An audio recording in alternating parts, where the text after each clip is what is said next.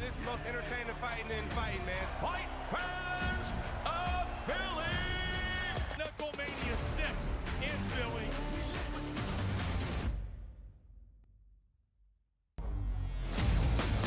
Can USA overtake Canada and get that gold, Joe? Absolutely, they can here. And ultimately, it feels like that is the two-horse race. And I think ultimately, Canadians don't really care if their team competes in the luge or the bobsled, Donnie, or anything else. They just want that gold when it comes to ice hockey. And that is the only thing that's going to matter there.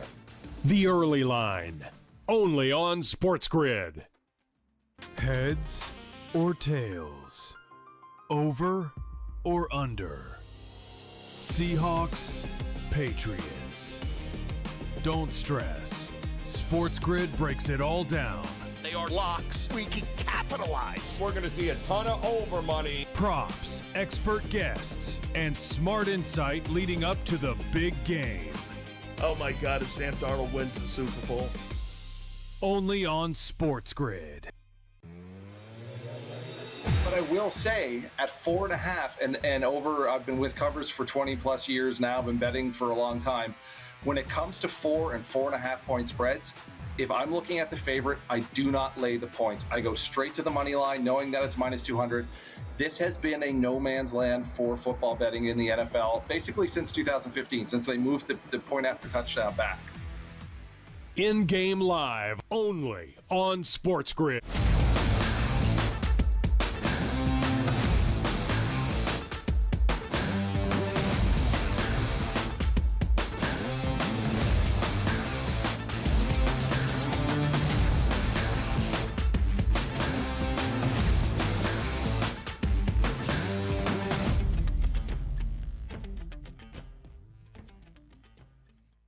It's a Football Friday right here on the Early Line on the SportsGrid Network, the last Football Friday of the year. Why? Because Sunday afternoon, or I should say Sunday evening here on the East Coast, it's going to be Super Bowl 60 that will be on your television. But we got a lot of hot topics to get to, including the Hall of Fame has been announced in the NFL. You take a look at hockey on break now, coming up with the Olympics and much more important news on the way. And as I look right now, it is February the 6th. Did you know on the 10th, it's pitchers and catchers in Major League Baseball, then the WBC, then the regular season, and away we go, Joe. 2 hours to get through it all. Sometimes it just isn't enough.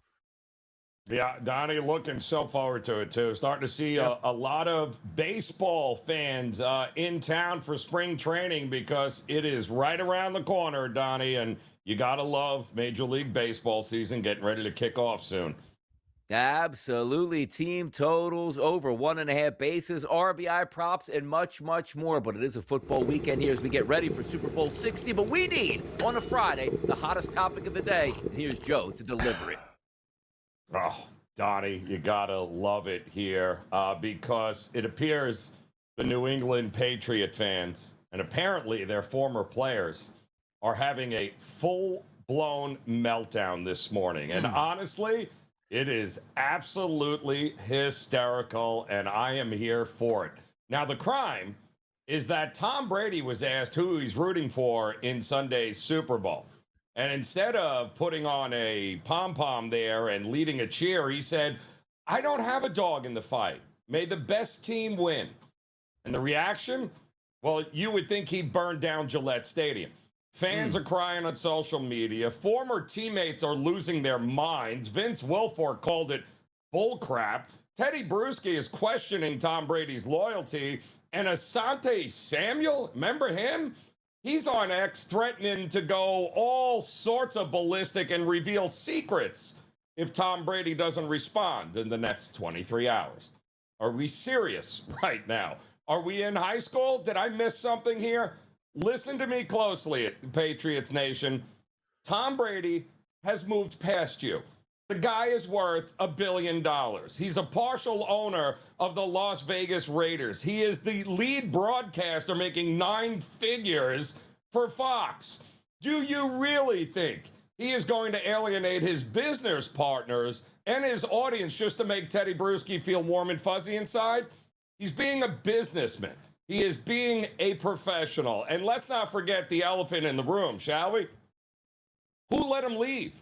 Why didn't Tom Brady finish his career as a Patriot? Oh, that's right, because you let him leave. They showed him the door. He went to Tampa. Don't forget, he won a Super Bowl without you. The idea that he owes you unwavering public allegiance is hilarious. Tom Brady is playing 4D chess in the boardroom while his former teammates are playing checkers in the comment section. He doesn't need to kiss the ring. He is the ring. So settle down, Patriot fans. Tom's doing just fine without you. And frankly, maybe you should listen to him more often, because after all, he did tell you a couple of months ago that Drake May wasn't going to be the MVP. And sure enough, looks like the Patriot fans, Donnie, starting 0-2 before the game even starts. The GOAT has moved on, Patriots Nation. Maybe you should too. We'll see if those Patriots as an underdog Sunday in Super Bowl 60 can get the job done. But Joe brought up a lot of good points here. And some point during the show, we're going to talk about, once again, your head coach, Mike Vrabel, selling your quarterback down the river when it was his MVP to win, but decided to line his quarterback up repeatedly as a wide receiver in the red zone here to make sure his running back scored multiple touchdowns, while Matthew Stafford was allowed to throw touchdown pass after touchdown pass after touchdown pass to pad his statistics the way you're supposed to treat your quarterback. We'll get to those Hall of Fame numbers, and also, more importantly, who actually is the MVP, not the MVP, Defensive Player of the Year, and much more coming up right here on this show. But did you know the SportsGrid Network is going to get you prepared this weekend for Super Bowl 60? But also, Bare Knuckle Fighting Championships Knuckle Mania 6 live on SportsGrid. You can catch it at 7 p.m. on Saturday night, the perfect way to get into your Super Bowl weekend. You got unbelievable fights, and it's all going down from the city, Joe, of brotherly love. Yeah, up in your neck of the woods there, Donnie. And I told you yesterday, I'm so glad this is back on the network, because this was one of the most fun sports and totally not what I thought it was going to be. Covering it on in-game live, Donnie, on the weekends, where we would do live shots into these fights, and they were great. I'm talking about totally entertaining, not what you expect, and I'm so glad it's going to be here on the network for everyone to check it out on Saturday. Let's have some fun with a Friday early lineup, which starts with Tarek Skubal. Wins his arbitration case against the Tigers. Did you think he'd be worth $30 million? Well, he is. He's the best pitcher in baseball. You should have actually not even gone to an arbitrator and just agreed to whatever terms that he wanted in Detroit. They get a great 1-2 punch, but Tarek gets paid, and I don't think anybody disagrees with this. I think it's just hilarious, Donnie, that somehow the Tigers lowballing the greatest pitcher of a generation here. I just thought that was hysterical. I'm shocked, actually, that it took this long for the arbitrator to realize, are you out of your mind, Tigers? Yeah, good. Now enjoy paying him $30+ million a year, which is what he's worth, maybe even more, Donnie. Nobody wanted to give the Milwaukee Bucks anything for Giannis Antetokounmpo, so they're going to keep him here and say that's what they always wanted. They'll try to reassess in the summertime, but Giannis, for the time being, going to stay in Milwaukee. Yeah, and what they just did now was create a absolute bidding war come the summer, Donnie, because once the season's over, in the offseason, yeah, now even more teams can get involved for the Giannis sweepstakes. So, yeah, it just ultimately gives Milwaukee more options here. And get ready for my calf hurts today, my knee hurts the next day, under the weather this day. Wait a second, the season's over and Giannis hasn't played in the second half. That's exactly what Milwaukee should be doing with Giannis here. There is no reason for him to be playing at all any single game after the All-Star break in the NBA. Nicky Manwari, one of the better defensive backs and a young rookie in the NFL, banged up his ankle, but they're saying, Joe, he should be okay, maybe, for Super Bowl Sunday. Well, I mean, then don't look at the video and pictures of him walking into the hotel last night with a big limp, Donnie. That is not good. Although nothing to see here, apparently, to the Seahawks, right? Nothing to see here. No big deal. Didn't Cam Chancellor do the same thing for Seattle when they were in the Super Bowl? Kind of screwed up his leg there in practice leading up to the game. Yikes. Boy, history repeating itself here.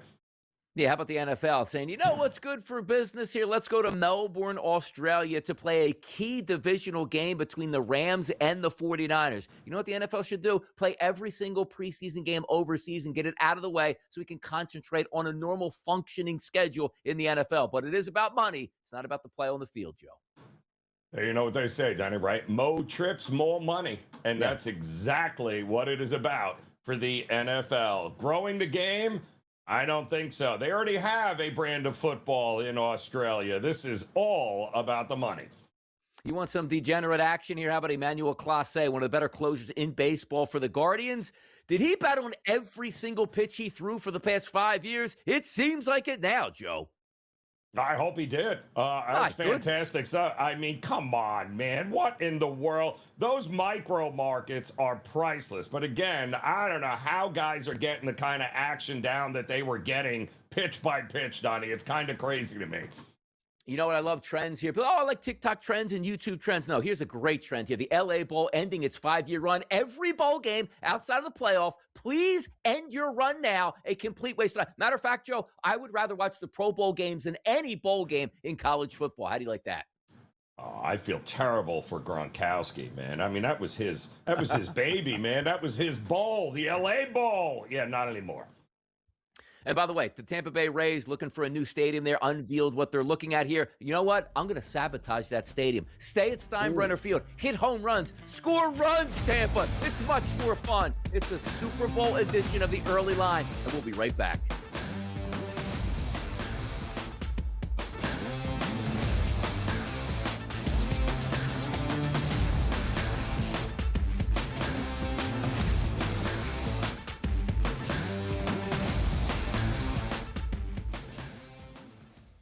Saturday, February 7th, Conor McGregor will be in the building for Knuckle Mania 6. In the main event, heavyweights collide as champ Ben Rothwell defends against Andrei Arlovski. In the co-main event, we find out who's the #1 pound-for-pound bare-knuckle fighter in the world. It's Lorenzo the Juggernaut Hunt versus Dave Redneck Mundell. Plus, a heated rematch ignites as Tony Loco Soto runs it back with Ben the Bomber Bonner. And the women bring pure intensity as Jade Massam Wong faces Crystal the Rugged Beauty Pittman. For how to watch live, go to bkfc.com for more info. The money line keeps climbing, though, if you'll notice. Yes. The point spread hasn't moved. It's been locked in at 4.5. The money line, though, keeps creeping up, man. It was 210, and it's funny because normally you figure the number would be correlated, right? It's like, all right, the money line, the point spread's this, that means the money line is that, which tells us there's a lot of money line plays coming in on Seattle. In-game live, only on SportsGrid. Adding Hunter doesn't instantly fix its woes, it paper cuts them. He helps their perimeter defense and spacing, but Sacramento still lacks a true star and parts that they have to move. Hunter and Sacramento won't save the season, but this move tells you the Kings have officially given up on its aspirational stars and doubling down on depth as their future. Pro basketball today, only on SportsGrid. I'll go to my grave convinced, by the way, if Sean Payton takes the field goal and goes up 10-0, maybe that's a totally different game and Denver's playing this weekend instead. So I'm not trying to bash New England. They obviously are a very good team.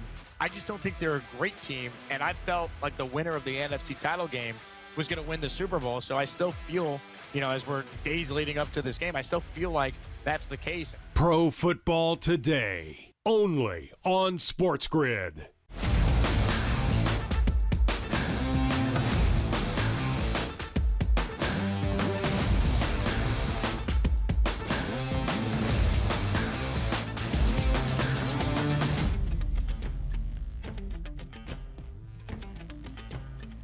Donnie Wrights out and Joe Ranieri right here on the early line on a football Friday, a Super Bowl football Friday right here on the SportsGrid Network. And now it's time to get to some of those spread lines you need to know for tonight and this weekend's action, which once again includes Super Bowl 60 between the Seattle Seahawks and the New England Patriots. Sam Darnold versus Drake May. This line, Joe, correct me if I'm wrong, opened up at 4.5.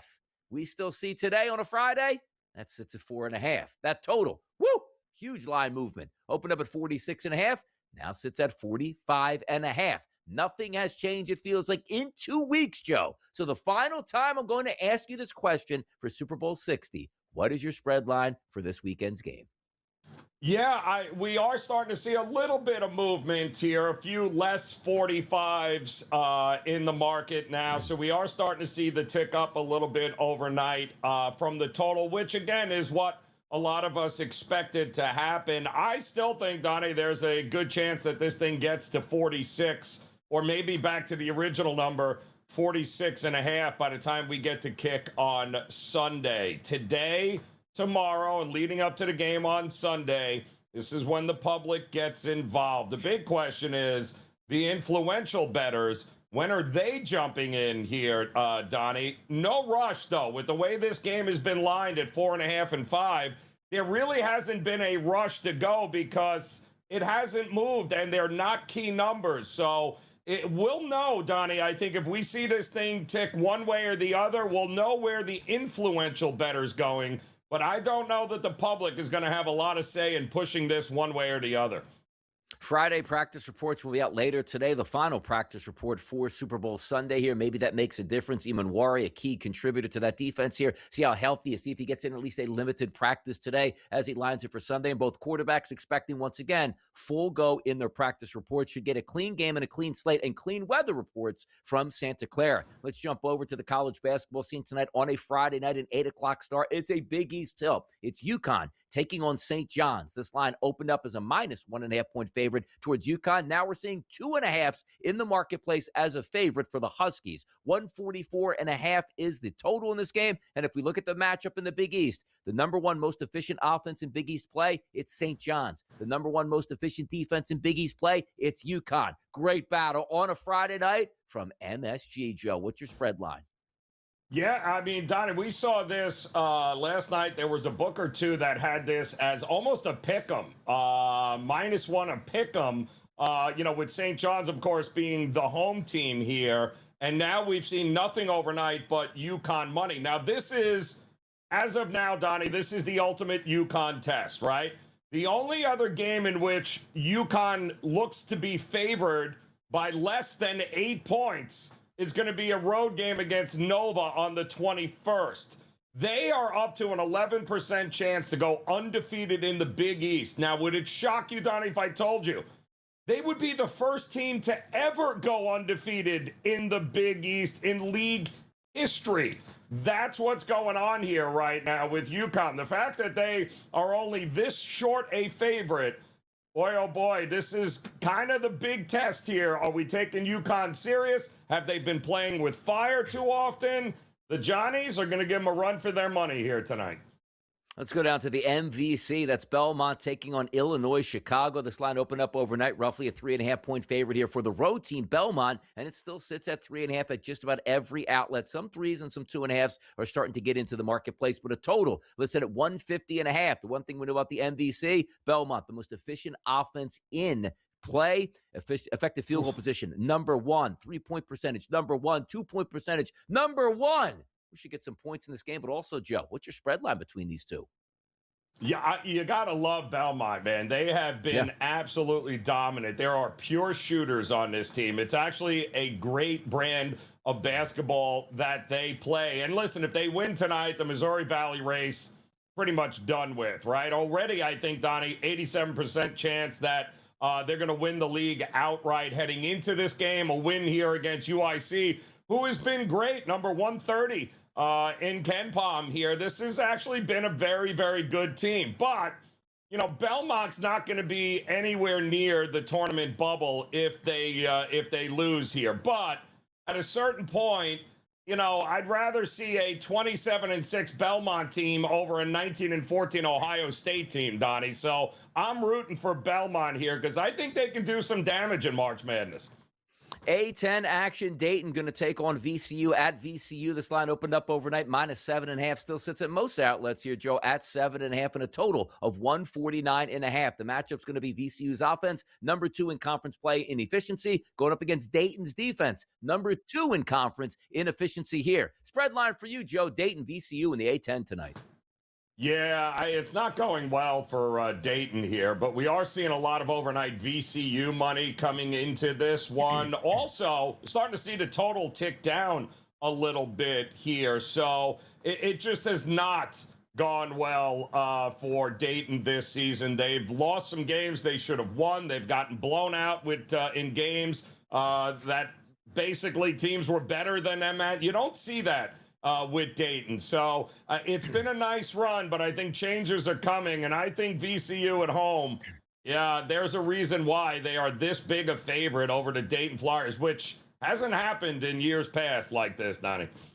Yeah, Anthony Grant's Dayton squad had a 4-game losing streak. LaSalle, St. Joe's, Rhode Island, then got beat by 30 points to St. Louis before bouncing back with a 2-point victory over St. Bonaventure. We'll see what happens tonight. Over to the association, 7:30 tonight. Could we see an Eastern Conference Championship preview? It's the New York Knicks taking on the Detroit Pistons. This line overnight had the Pistons as a favorite. Wake up this morning, the New York Knicks are now a favorite at -1.5. The streaking Knicks taking on maybe the best record here in the Eastern Conference as it sits. Detroit Pistons, what's your spread line for this one tonight, Joe? Well, we got some injury concerns here, Donnie, it appears, with the Pistons, who lost at home to the Washington Wizards last night, 126-117. Now they've got to host the Knicks, who have won 8 straight here. So key injuries, Jalen Duren missed the second half last night because of a right knee issue. Tobias Harris was out with left hip soreness. So all of a sudden, not a healthy Pistons team. Wonder if this is going to affect Duren's appearance in the slam dunk contest. 6-pack tonight in NBA action. We'll see how it plays out. Best bets coming up a little bit later. I'm owning the NBA. Going to do it again tonight. Make sure you stay tuned. Let's get back to Super Bowl 60.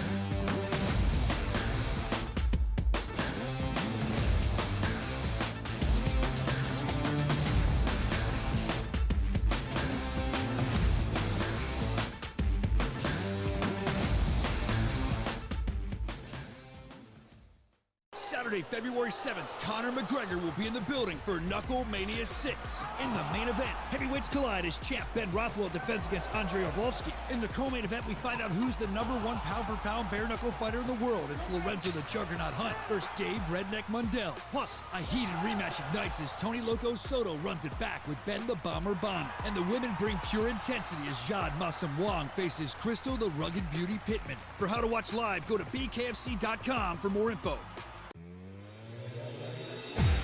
The money line keeps climbing, though, if you'll notice. Yes. The point spread hasn't moved. It's been locked in at 4.5. The money line, though, keeps creeping up, man. It was 210, and it's funny because normally you figure the number will be correlated, right? It's like, all right, the money line, the point spread's this, that means the money line is that, which tells us there's a lot of money line plays coming in on Seattle. In-game live only on SportsGrid.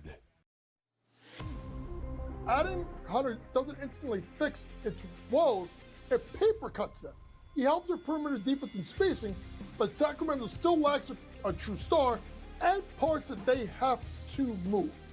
Hunter and Sacramento won't save the season, but this move tells you that the Kings have officially given up on its aspirational stars and doubling down on depth as their future. Pro basketball today, only on SportsGrid.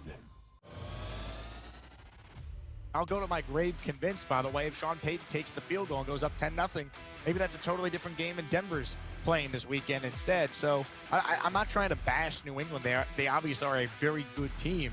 I just don't think they're a great team, and I felt like the winner of the NFC title game was going to win the Super Bowl. So I still feel, as we're days leading up to this game, I still feel like that's the case. Pro football today, only on SportsGrid.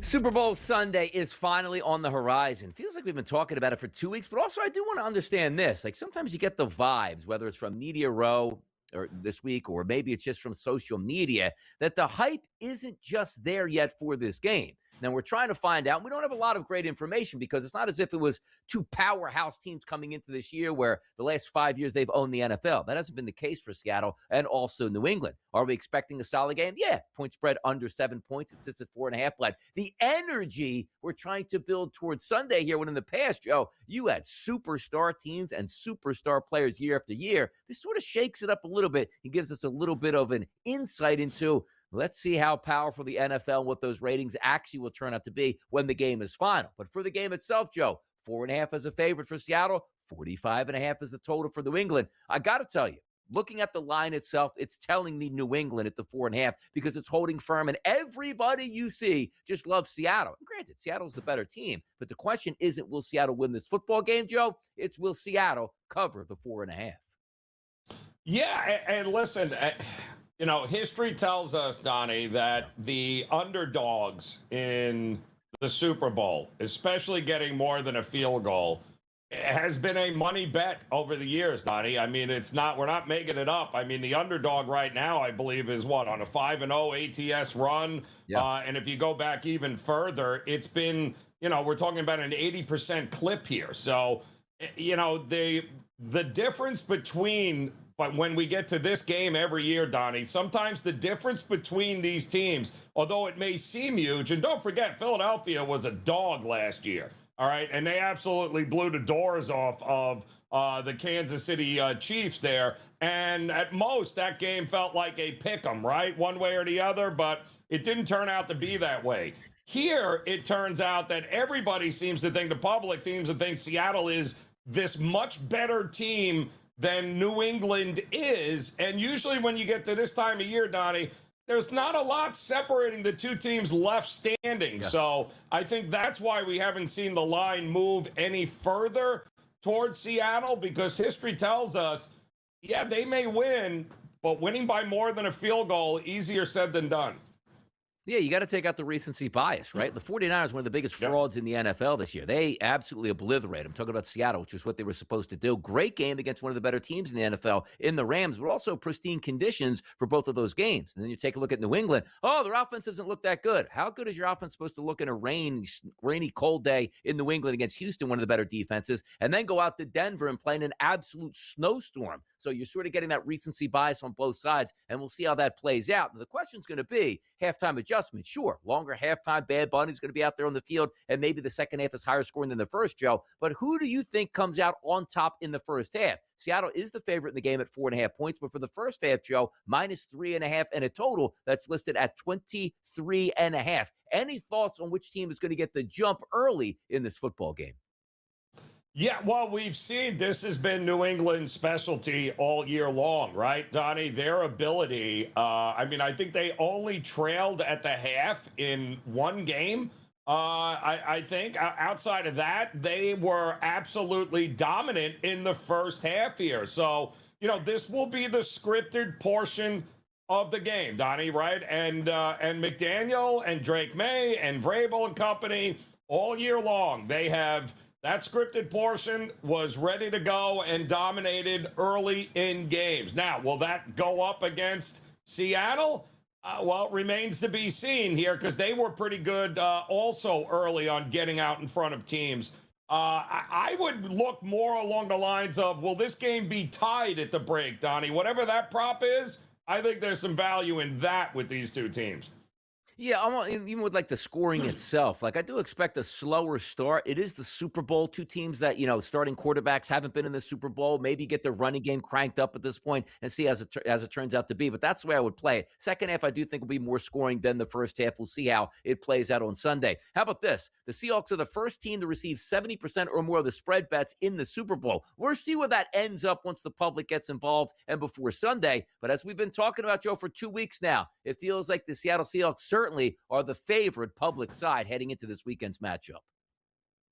Donnie, again, I'm hearing 5 to 6 to 1 tickets on Seattle here. It is absolutely overwhelmingly public in this spot here. But again, that hasn't exactly, history tells us, that has not been the right side here, especially laying this kind of number in the biggest game of the season.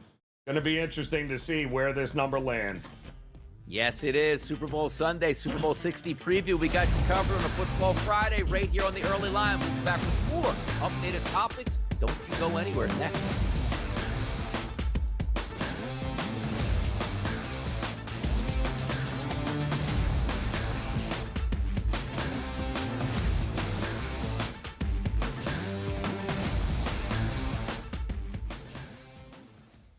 Saturday, February 7th, Conor McGregor will be in the building for Knuckle Mania 6. In the main event, heavyweights collide as champ Ben Rothwell defends against Andrei Arlovski. In the co-main event, we find out who's the #1 pound-for-pound bare-knuckle fighter in the world. It's Lorenzo the Juggernaut Hunt versus Dave Redneck Mundell. Plus, a heated rematch ignites as Tony Loco Soto runs it back with Ben the Bomber Bonner. And the women bring pure intensity as Jade Massam Wong faces Crystal the Rugged Beauty Pittman. For how to watch live, go to bkfc.com for more info.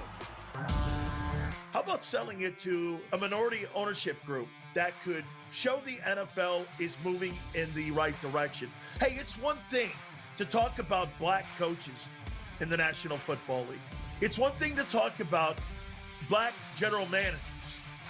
It's another thing to start talking about a minority owner owning the football team. Outspoken with Dan Cilio. Only on SportsGrid. Gosh, I really do like the storylines with these open field events. Like I want us to expand these signature events to bigger fields because I really do like the Joel Damon story, the Andrew Putnam story. It's part of the PGA Tour and what makes it so good. So I don't know where they're going to eventually end up on all of this.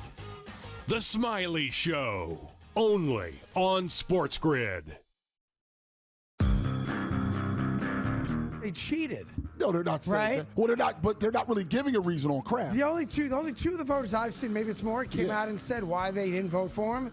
And they said, I'm limited to 3 votes. Yeah. And I will always pick a player over a coach or an owner. Right. By the way, I appreciate that. Yeah. Because that's the guy saying, I'm not afraid of you knowing who I picked. I'm going to tell you why I picked him. The Craig Carton Show, only on SportsGrid.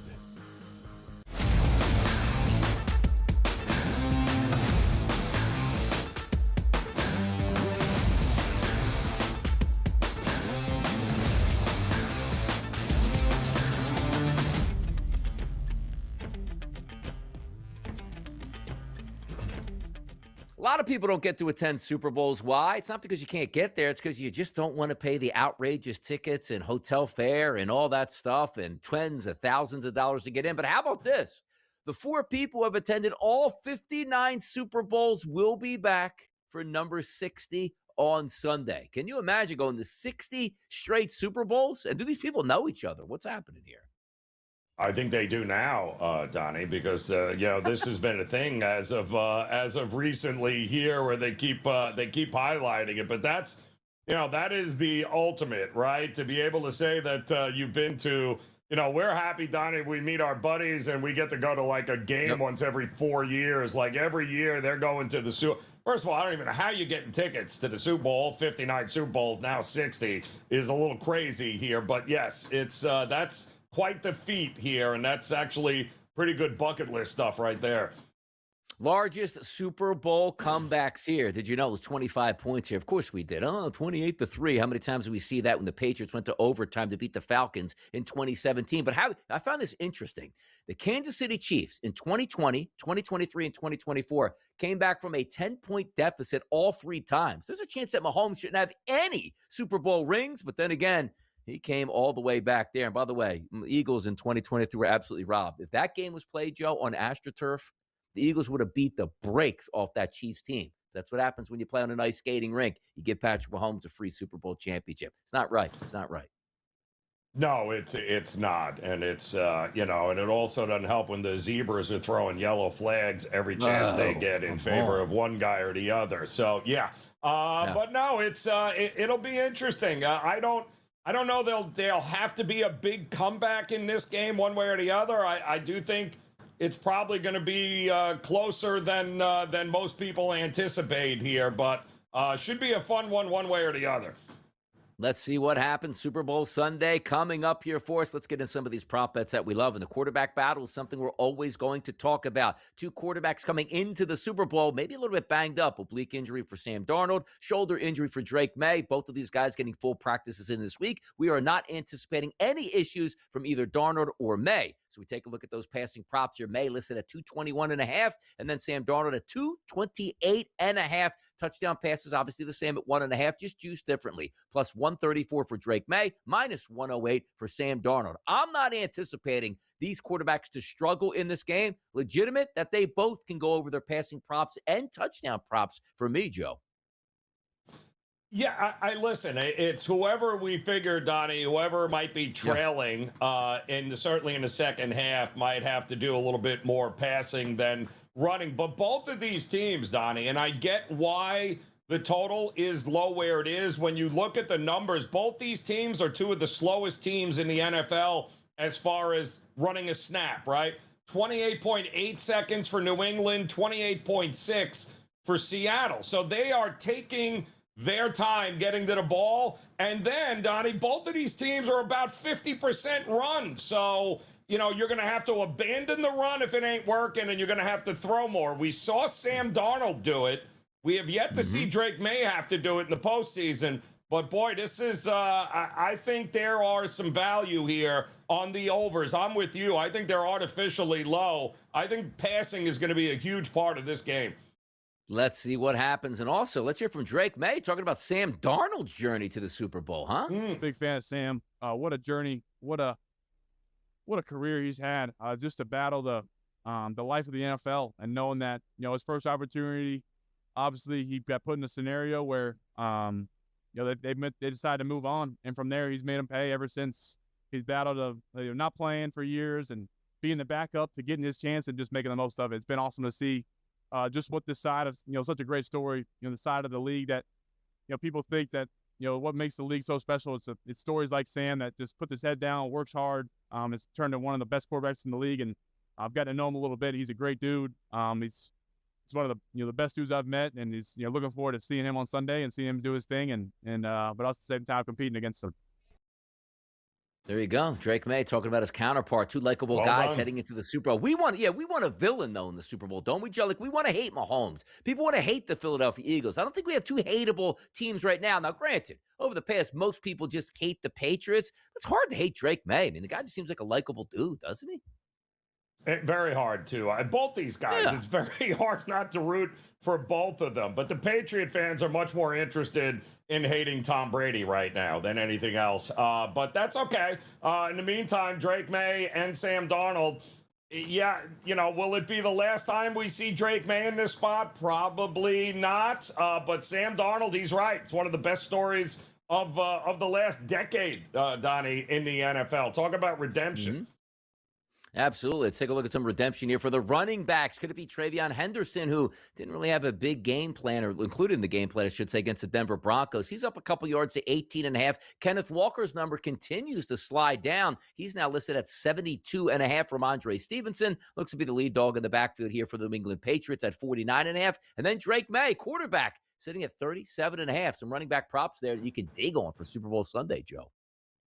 Yeah, and again, knowing that both these teams, 50% of the time running the ball a lot in an NFL, Donnie, that loves to throw the ball, right, has fallen in love with the passing game over the years, but it's running the football, both of these teams. Now, we saw Seattle abandon it last week because, listen, we have already played the Rams twice. We know we're likely not going to have a ton of success.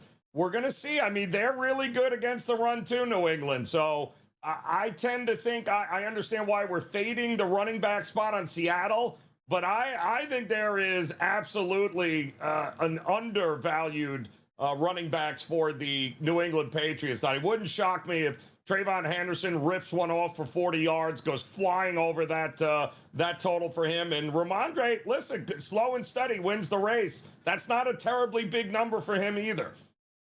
By the way, in the receiving market, it just seems like it's Jackson Smith and Jigba and just a bunch of dudes. He's listed at 93.5 as his receiving prop. Stephon Diggs, the next closest competitor here. He's obviously on the Patriots at 44.5, and a bunch of guys in the low 30s and mid 20s at this point. So value in the eye of the beholder for Super Bowl Sunday for the wideouts. And I think fading JSN too seems to be the way to go here. The public. Couple of public guys that they're absolutely betting left and right. Cooper Kupp and JSN are huge public prop bets right now, Donnie, from what I understand. In fact, maybe the most public bet is Cooper Kupp anytime touchdown, from what I heard yesterday from the guys in the risk room. So I doubt very much that Vrabel is going to allow JSN to take the game over like the Rams defensive backs did. I think he's going to say anybody but JSN. I think there's some value in fading him.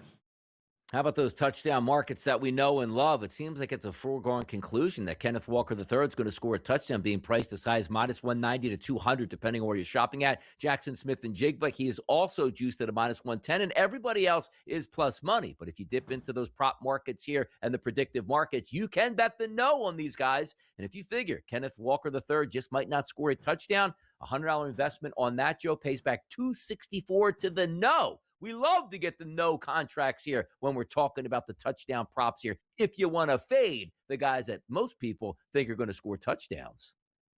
I agree. And again, I couldn't believe when they were saying they have more Cooper Kupp tickets for an anytime touchdown than they thought were coming. He is without a doubt the public darling to score. And I get it. You know what I mean? He could very well still at plus money, Donnie, get into the end zone, because I don't think they're going to let JSN blow this game up. So you might have to look some other places, including the tight ends on both teams, Donnie. Yeah, it should be a good one here as it lines up. And also, these numbers will change. It is a Friday here, so you still got Saturday and Sunday. Most of the public can open up their laptops once they get home from work tonight and start doing some action here on taking overs, and overs. And we'll see if that pushes it up. So if you like an over right now, you better grab it, because the chance of it going lower now probably going to be infinitesimal. You want to make sure that you're getting in at the right time, and that's what we're here for on the Sports Grid Network. Tom Vecchio, he's coming up next. We'll ask him some questions as well.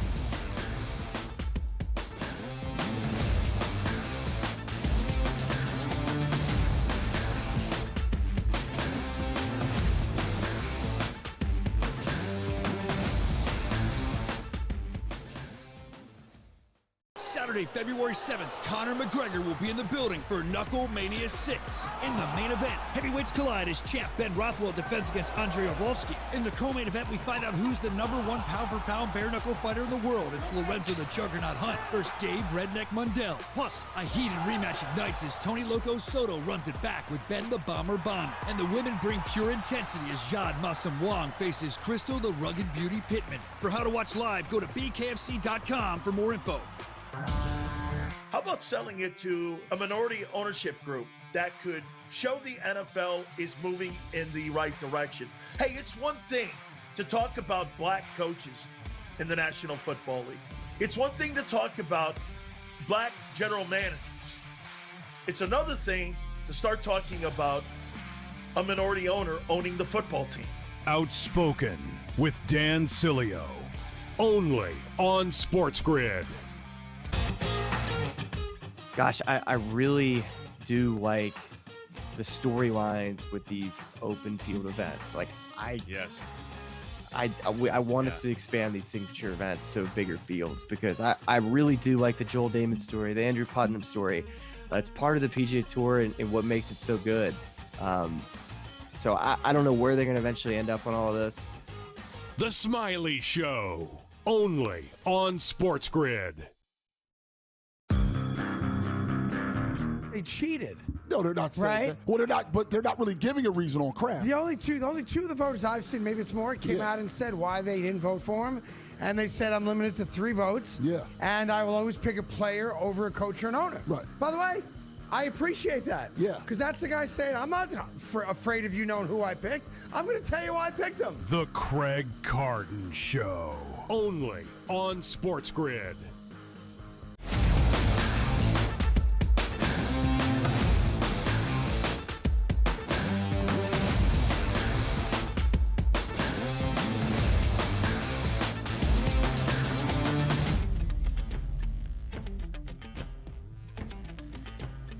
Super Bowl Sunday coming up soon. Finally, it's a Football Friday here on the Sports Grid Network. Donnie Wright along with Joe Raniero. Let's welcome in Tom Vecchio to get you ready for that kickoff at 6:30 p.m. on Sunday, and a lot of action in between and a lot of fun we're going to have with Tom Vecchio. What's good, Tom?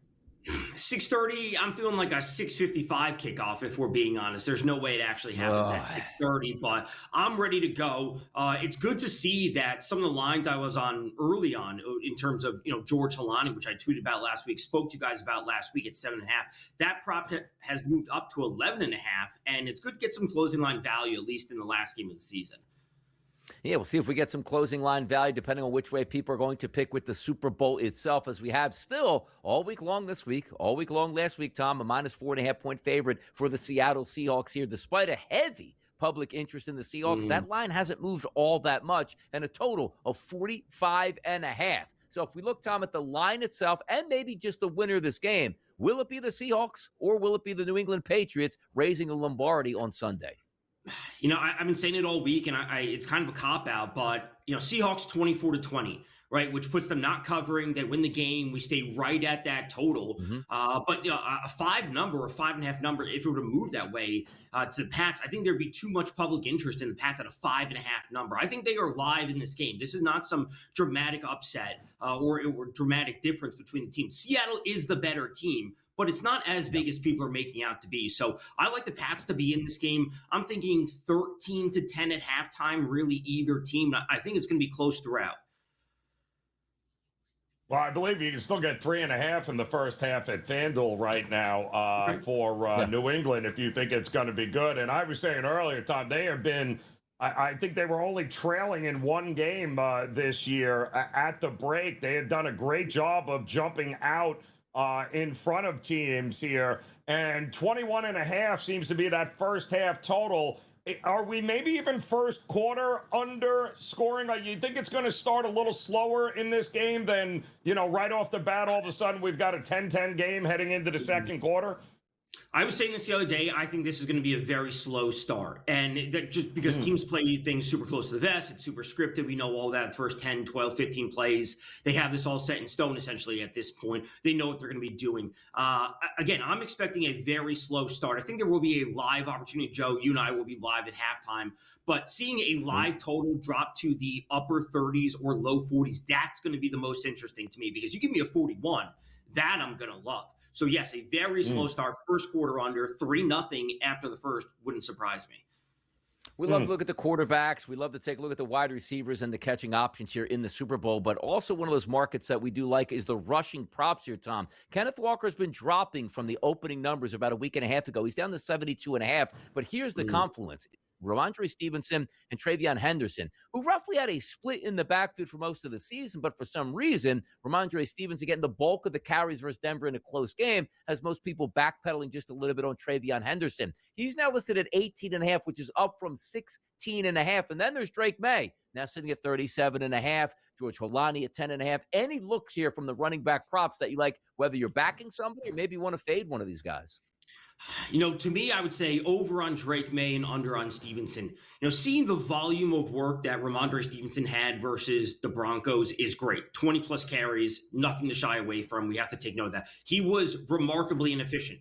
Under 3 yards per carry, and he has to grind his way foot by foot, not even yard by yard, foot by foot, just to get to 40 or 50 yards, is not the type of player I want to back, especially when he's going up against a defense such as Seattle. Drake May, 15 sacks, 5 sacks per game. He's going to have to scramble with this Seattle pass rush. So I would rather back May knowing that he has to get out of the pocket and move and can't be taking the sacks and the fumbles, and just know that they are not going to move the ball efficiently on the ground. And then if they do fall behind, it just won't be a Ramondre Stevenson game script, and they can't hand the ball to him 20 times. Yeah. What do you do with the receivers? To me, Tom, it feels like no matter the Rams secondary was trash, and no matter what they did, they could not stop JSN, right? I think Vrabel and company are going to listen, anybody can beat us but JSN. I think Christian Watt's going to be, Gonzalez is going to be all over him, blanketed. They're going to double team. They're going to dare him to go to anybody else. 93.5 yards? Like, is he really going over the century mark? I would say this. If you're interested in JSN going over 93, you might as well just alt him to 100 and play him for MVP. I don't have interest in him, but I think that would be the case. If he does go over 93, he's going to get to 100, and he's probably live for the MVP. I think the Pats are going to do their utmost to remove JSN and Ken Walker from the game, and they're going to say, Sam Darnold, try to beat us with the other tools that you have, right? If JSN ends the game with 50 or 60 yards, that means Rashid Shaheed has to step up. AJ Barner has to step up. They can eliminate Ken Walker. It's going to be a little bit of Cooper Kupp. They have to do everything they can to remove the two best pieces, because if you do that, that's when Sam Darnold will be the most prone to make mistakes. So I like Rashid Shaheed over 21.5 for his receiving yards and 14.5 for his longest reception. Winter Olympics, Tom, they are underway as well. We want to squeeze in some of these topics. The U.S. women's team yesterday handled Czechia 5-1 yesterday. Sweden beat Germany 4-1, and Italy beat France. Home ice advantage 4-1. Did you watch any women's hockey yesterday? I did. Hillary Knight scored a goal, puts her second all-time for women, U.S. women for the most goals all-time. This is her 5th Olympics. She still has a big price to win tournament MVP. The U.S. are the gold medal favorites at -155. She's a 10-1 to an MVP. They have a game coming up against Finland, and it's 5.5 or 4.5 on the puck line in that game. It's also a 7.5 total. The teams are, I want to say, somewhat encouraged to score, because the goal differential does play a factor when it comes to the tiebreakers, at least in the group stage. Women playing first, men going to play second here, and Team USA is not the favorite to win the gold on the men's side here. They're listed at a +210 price, but Canada is your favorite at +120. All eyes on the prize. USA and Canada look like they're going to be vying for the gold medal in men's hockey here, Tom. They both are. I would say the same thing in some of these games. If you can find team totals, depending on the book, team totals or the spreads, 4.5, the teams need to score. So looking to Sweden in their opening game versus Italy, a 4.5 or 5.5 spread and a 6.5 over under. If they're covering the 6.5, I think Sweden, that game goes over. And same thing with USA versus Latvia. They got to score. They got to get that goal differential up. There you go. We got the ice advice from Tom, and also Super Bowl Sunday coming up, 6:30 p.m. on Sunday. He's ready. We're ready. Tom, thanks for joining us here on the Early Line on a Football Friday edition. For Donnie and Joe, we'll be right back after this short break.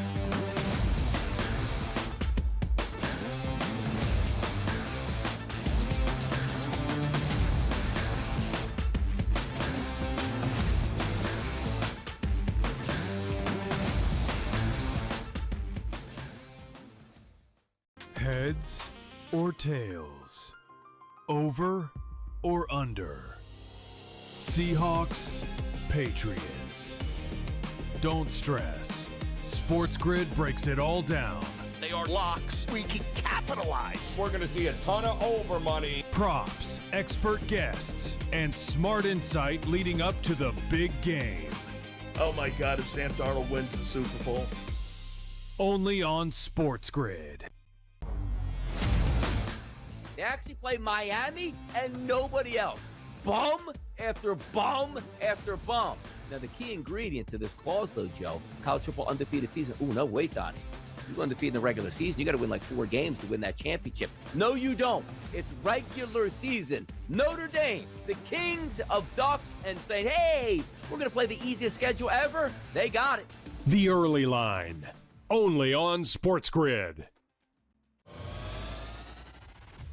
They weren't giving it to... Oh, it's a good point. They weren't giving it to Nick Benito. No, but I'm saying Benito's a great player. Yeah. But he's not a household name. Right. You know, you survey 100 NFL or 1,000 NFL fans, they're not picking Nick Benito out of a hat before Myles Garrett and Micah Parsons. Right. And that's, when you get down to this award, that's the problem. Pro Football Today, only on SportsGrid. February 7th, Xfinity Mobile Arena.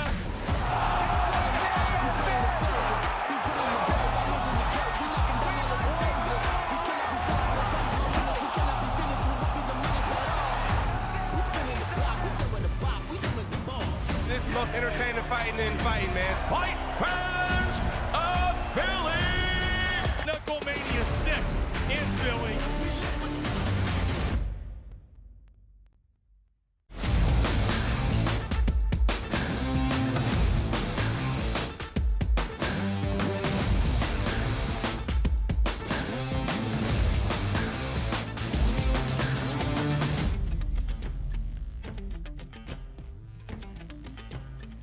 Football Friday, we love it, even though we don't love that it's the last Football Friday of the NFL season. See you next September. But we are going to enjoy this for what it's worth, and a lot of hot topics still coming our way. And also, changes made to coaching staffs, which includes the Buffalo Bills. Joe Brady, the new head coach there, was the offensive coordinator. Pete Carmichael comes to town, and a front and center look at the catch or no catch. How about that? Bills Mafia want to know, was it a catch? Was not. We caught it. Denver caught it that time. I'll have a different opinion here very soon once this season. To me, it's still the 25 season. That Super Bowl hasn't been played yet, so I have to have a little bit of loyalty there, but ask me in another week, and I'll give you a different answer. How about that? What do you think? By the way, that cost me some money on that. That would have got me an over prop there on Cooks and maybe even won the game for the Buffalo Bills. A massive call that was made, and they stuck with the play as it was called on the field, Joe. Yeah, I still, to this day, I still think it was a catch, Donnie. I don't understand how it wasn't. But, hey, kudos to him trying to keep the loyalty there for a team that is no longer paying him. Which is also very interesting at that point. It would have been great if he would have just towed the line and been like, I don't know. I mean, I don't know. I wasn't privy to it. Looked like a catch, but I'm glad it worked out. No, he went straight favor of the Denver Broncos, which is probably not going to sit well with Bills Mafia here at all, no matter even if he changes his tune. Now, let me ask you this question here. The Cowboys will play the NFL's first ever regular season game next season in Rio. So I guess we've been to Brazil, but just not Rio at this point. Do we even know who the Dallas Cowboys are playing, or let's just send Dallas there? We'll figure it out later. Yeah, I believe it is the NFL's first game in Rio here, but it's I think we just know it's Dallas at this point, right? What we see, the first international game, Donnie, I think was the Cowboys against Jacksonville in London. That was over a decade ago, just to give you an idea of how far we have come here. They have not announced, by the way, who the Cowboys' opponent is going to be, but at this point, they just want they want everyone to know it's the Cowboys that are going to Rio for that first opportunity. Can't believe it's been a decade now since we've been traveling overseas with these ridiculous games. Melbourne, Australia is going to get a pretty good game here, at least what we anticipate. The San Francisco 49ers taking on the Los Angeles Rams. But how about this tweet that comes out now? 1 p.m. in Melbourne is 9 p.m. Eastern. 4 p.m. is midnight. 7 p.m. is 3 a.m. Do we know what time this game is actually being played in Melbourne and also technically in the United States? No, I have not. That's just be a morning that's one. A lot of I don't know. All I know is by the time those teams get back from Australia, they're going to need a month off. They're going to need more than a bye week, Donnie, to get themselves assimilated back here. The whole thing is just head scratch. The further we go, right? The further we go. Well, what are you going to do? Put them on a Thursday night game the following week? The NFL is just asking for trouble here. No, they certainly are asking for trouble. Tons of international games are going to be played this year because the NFL is all about money, not really about fan experience or worrying about the well-being of their football players. That's just the way it is. How about this story, though? 17 years in the league, Matthew Stafford is officially an MVP. And he can now, I didn't watch the NFL honors. I don't know if he was there. I think he was there talking because I want to say I actually saw a clip of it last night. But how about this? Did he thank Mike Vrabel at all for him being able to win the MVP, for holding back his quarterback and letting Matthew Stafford win this on the final day of the season? Did he say that at all? I don't believe so, but nobody would have been surprised if in fact he did actually send a shout out to Vrabel for letting him hand the ball off. But listen, I think you gotta at this point, Patriot fans. I would much rather have handed the ball off because it was working and make it to the Super Bowl than, have him try to pad the stat machine, and just throwing the ball all over the place and anything happening. So I think they're happy right now with the way things landed. I mean, Stafford was allowed to sling it down the stretch, and Drake May, they're like, hold on, brother. We're going to have to negotiate a new contract. And I heard from Robert Kraft, we can't let you win this MVP because it's going to cost us long term. I'm still shocked that quarterback and his coach, the coach didn't let his own player win an MVP. That is outrageous, man. And I was tweeting about it the day I watched it on the final 2 weeks of the season, saying, this is unbelievable where Vrabel is absolutely abandoning his young quarterback right here. Defensive player of the year, maybe easy as it gets, Myles Garrett. I mean, come on now. Yeah, I mean, hello. And I think, who was the coach of the year? Let's see. Braves. Oh, yeah. Oh, Braves. Yeah. Braves He didn't miss for that holding one, his own quarterback back. Tremendous stuff. We'll be right back.